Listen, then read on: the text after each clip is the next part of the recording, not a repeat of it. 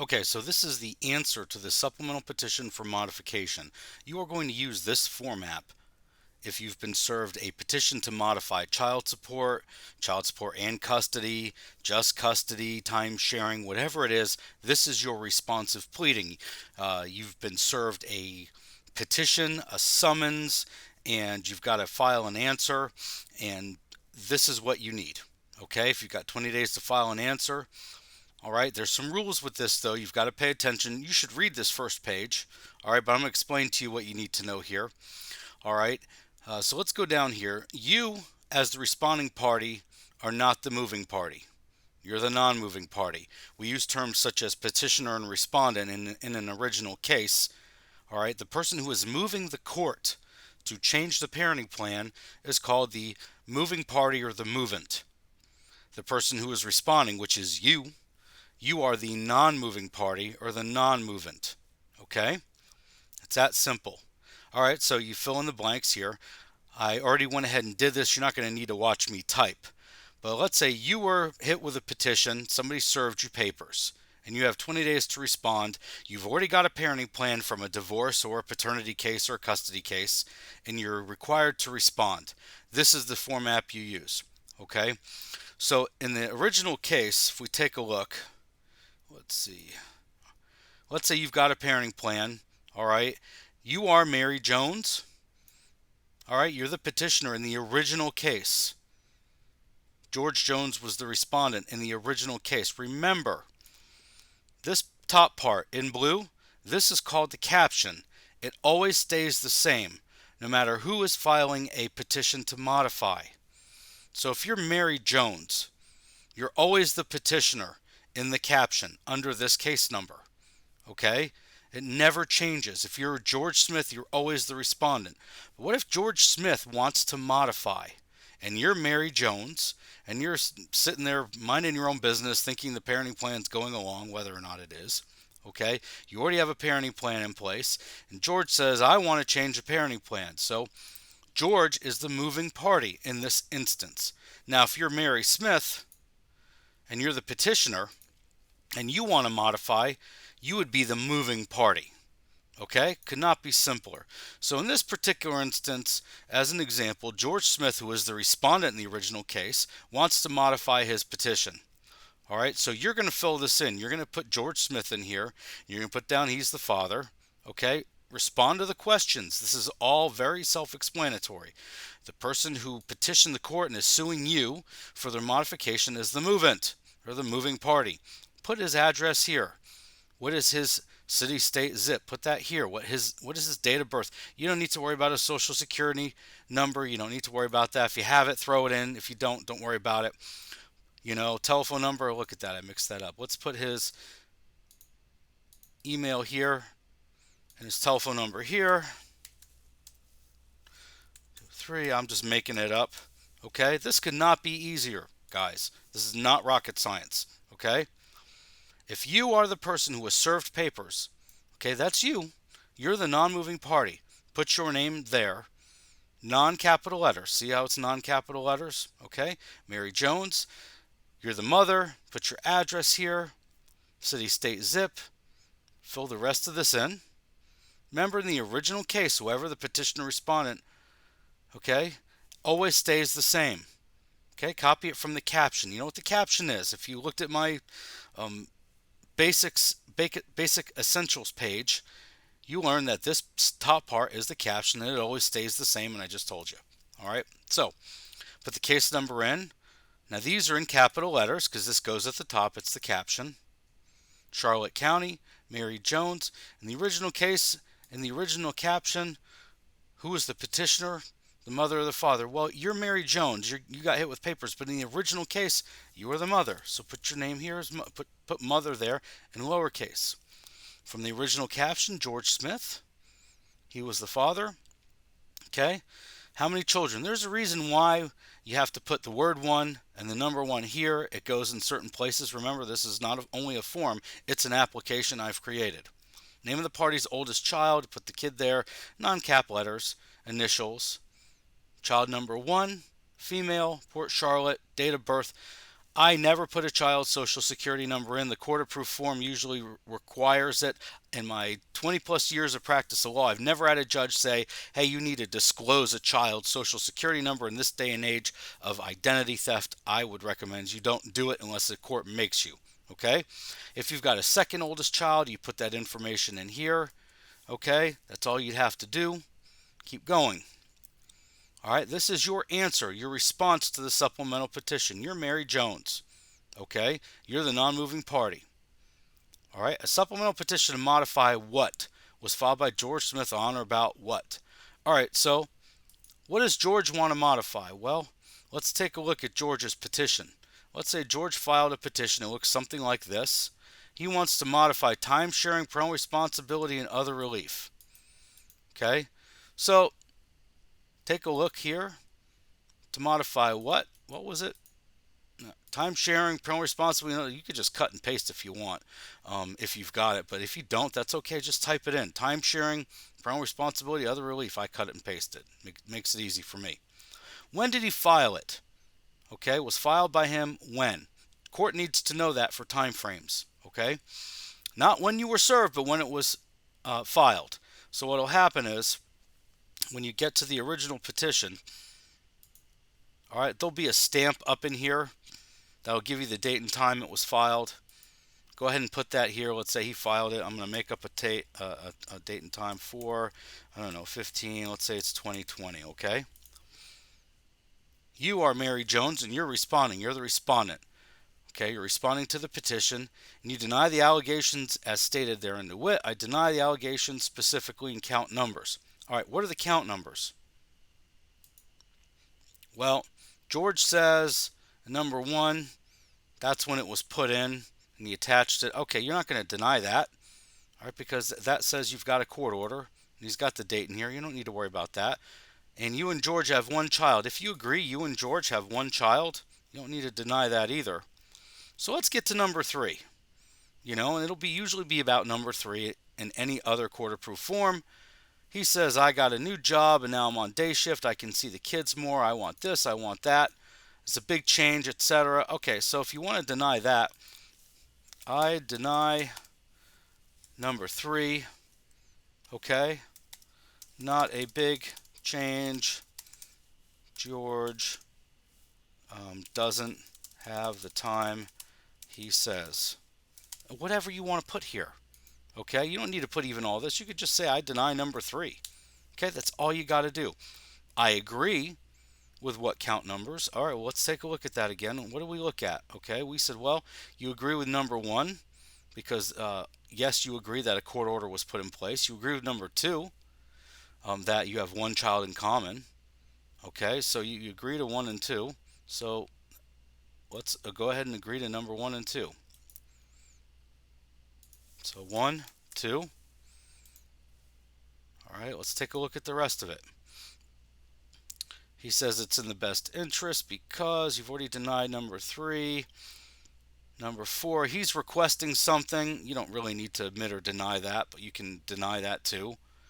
And he's going to file these. It doesn't really matter. He's requesting something. It doesn't matter. He didn't put anything in other. So you could put 4, 5, and 6 if you want to, but it really doesn't matter. But to be on the safe side, sure. 4, 5, 6. Okay? Also, I hereby allege, George, I don't know, isn't seeing the kids now. Why should he get? You notice how I only gave you one line here, okay? The reason I gave you one line is I don't want you to get in trouble with a bunch of nonsense. If you write in here that George doesn't return the kids on time, or George doesn't bring the socks back or the shoes back when I timeshare with him, think about a judge who spent umpteenth years, 8 years in college and law school and spent thousands of dollars to run for judge. They don't want to sit there and listen to your petty nonsense. Okay? All right, I know to you it probably isn't petty nonsense, but to a judge it's going to be. If there's something really, really important and you can put it on one line, go ahead and put it here. Other, you could put something else here, but I recommend you don't. Just deny is all you need to do. You can get into those other issues later. Unless you're asking for relief, you have to file a counter petition. We'll get to that later. Okay? So, date, time, remember my rule. If you've got your name here and a line above your name, you have to sign. Okay? You sign here, and that's it. Now, as it pertains to the UCCJEA, all right, you just have to say where the child has lived or the children have lived for the last 5 years. Most people, it's not going to be a whole bunch of these, but if it is, you put them in. Let's say from 2014 to the present, you know, Georgina lived with mom at, put mom's address or whatever it is, East Street, Punta Gorda, you know, and then you could say, time shared with both, put the address here, relationship, parents. Okay, this is not rocket science, okay? You can do this, all right? Now let's say that you have more than one child. All right, this is child number one. You would put child number two here. So this would say child number two, and you've got, Fred Smith or whatever the kid's name was. Okay, but you don't need to retype all of this stuff in here. Just put same as child number one. Okay, that's all you would do. Okay, so down here with these boxes, that's for other kids. Let's get to the important part here. This says participation in custody time sharing proceedings. Well, duh. This is a modification. So there already has been one. So yes, in this case. Okay? In this case, in this caption, in this case number, you don't need to put anything else. Name of each child, you could just put both children, this case number. Whatever it is. In this day and age, they're all in a computer system. The court can look it up. Okay, this form is a throwback. So I have no information of any custody or time sharing proceedings pending in a court of this or any. Well, you're not going to check that box because it's pending in this court.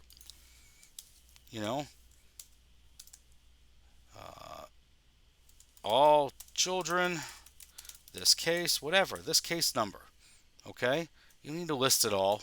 It's ridiculous. Okay, now this one for number 4, person's not party to the proceeding. What if you got a strange uncle or grandmother who says, I have custody? Well, you'd check this box and you'd fill it all in up in here. Most of the time, 99% of the time, you're going to check this box. Nobody else says they have custody. Okay? Prior child support proceedings. Well, there probably are. Georgina, this case. Okay? That's that simple.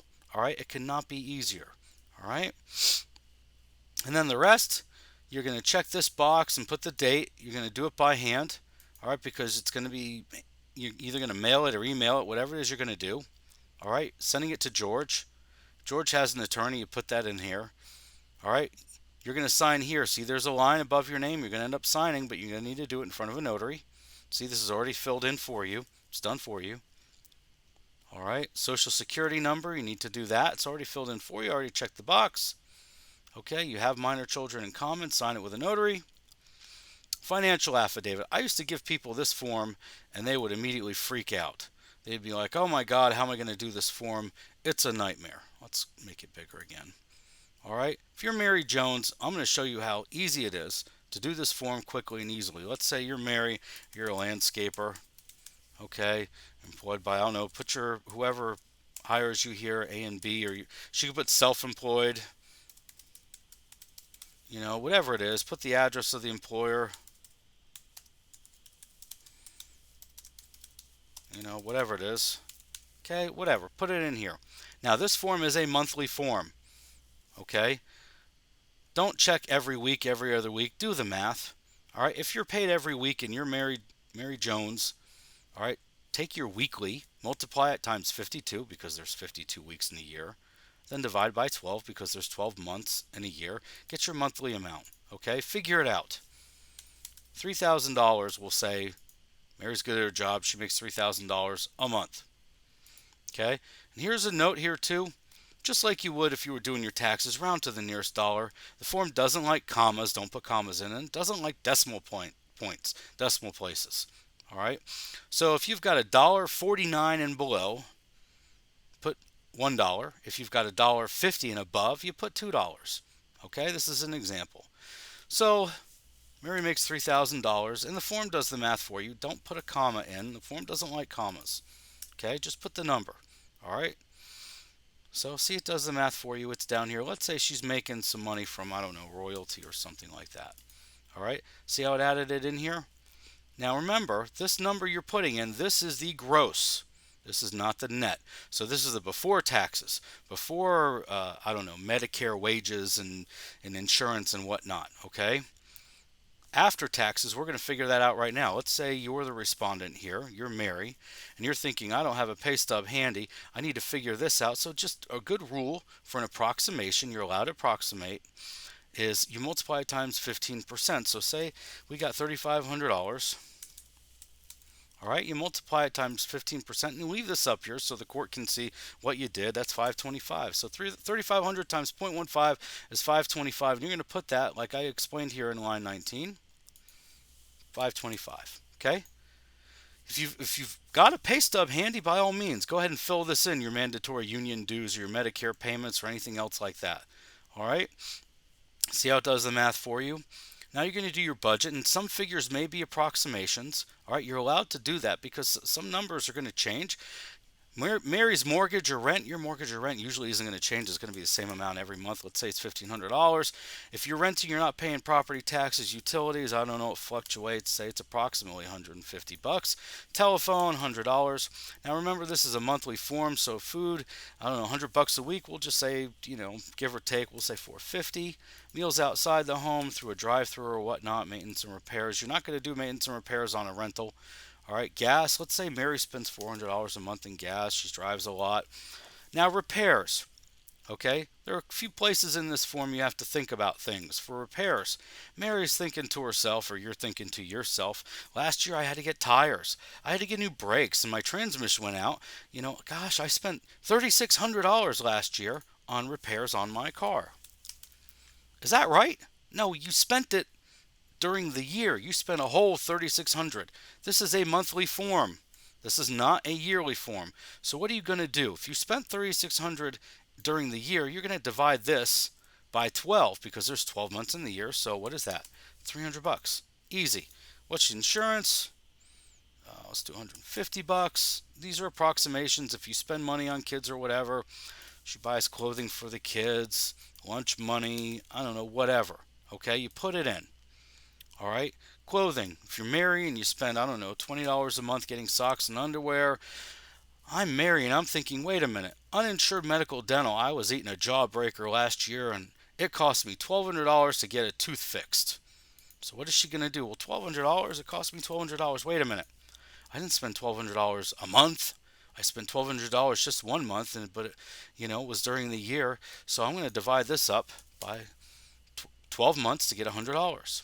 Grooming, shampoo, whatever. Entertainment, I got an app for my phone or whatever.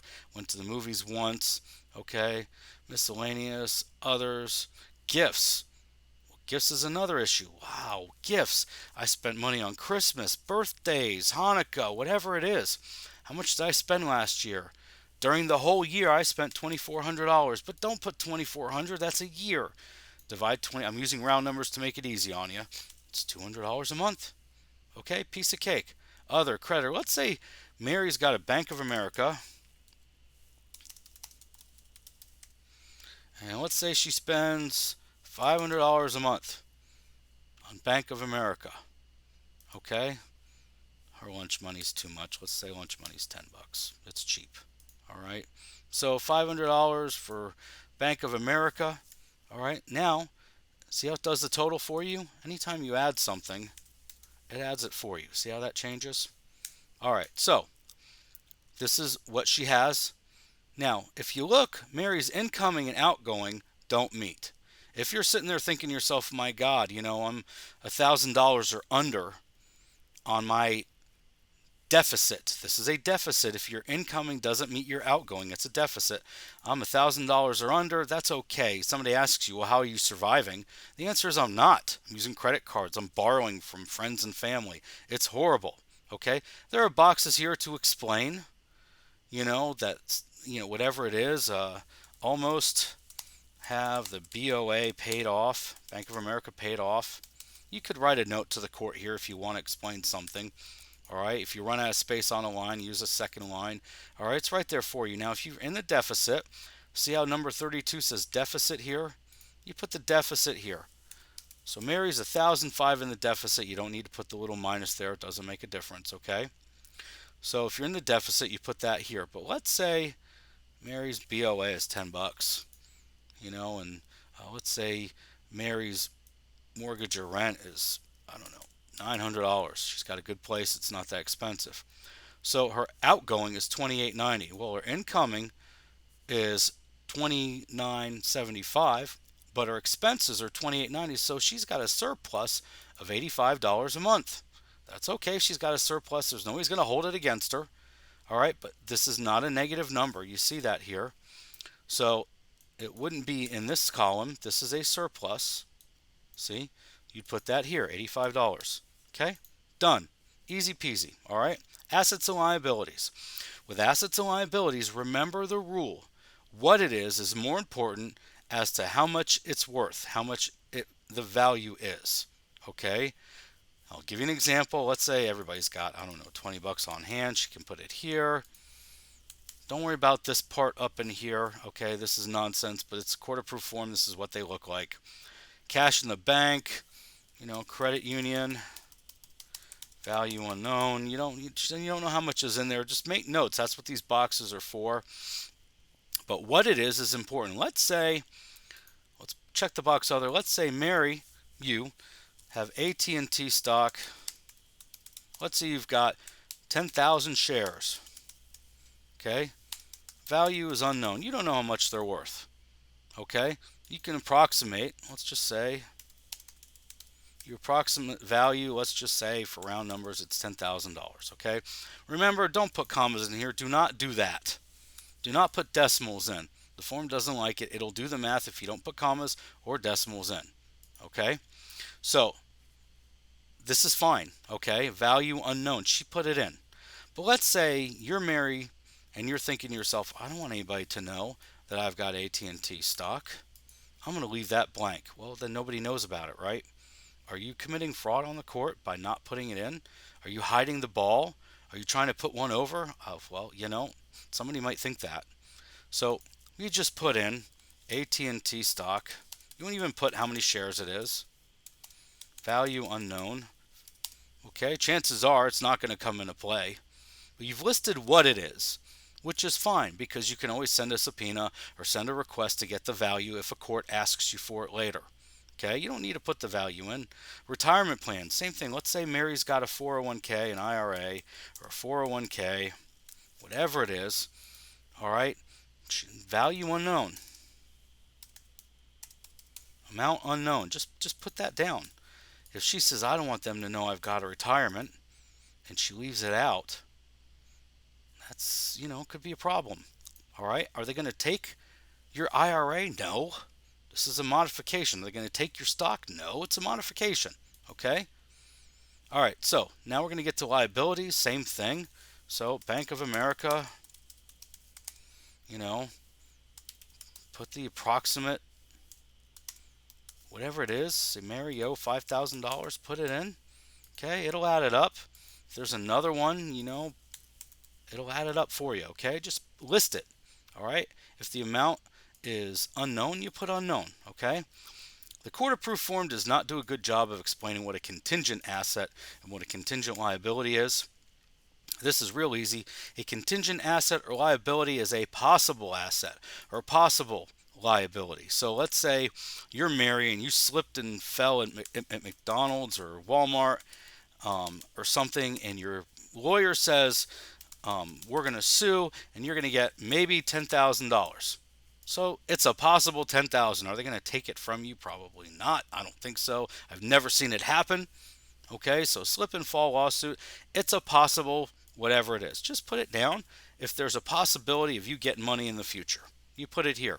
Same thing with a contingent liability. It's the opposite. Let's say you're Mary and you're being sued for a car accident.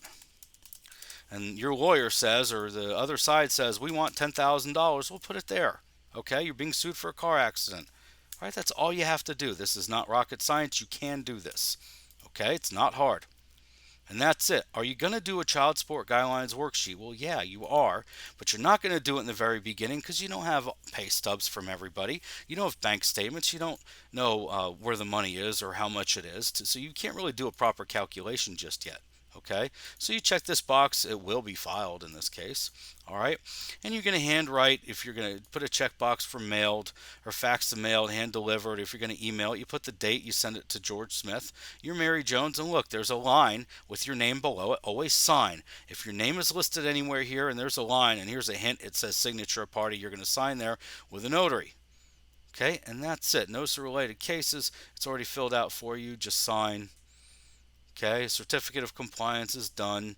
You may have to do another one of these, but you're going to sign here. See, there's a line. You're going to sign here. You're going to sign here. Done. Non-military, you're just swearing and affirming that, that the opposing party's not on active duty. Okay, done. All right, you're going to sign here as well. There's a line. Put the date that you served George on this. Okay, 2000. Put the year right here. Done.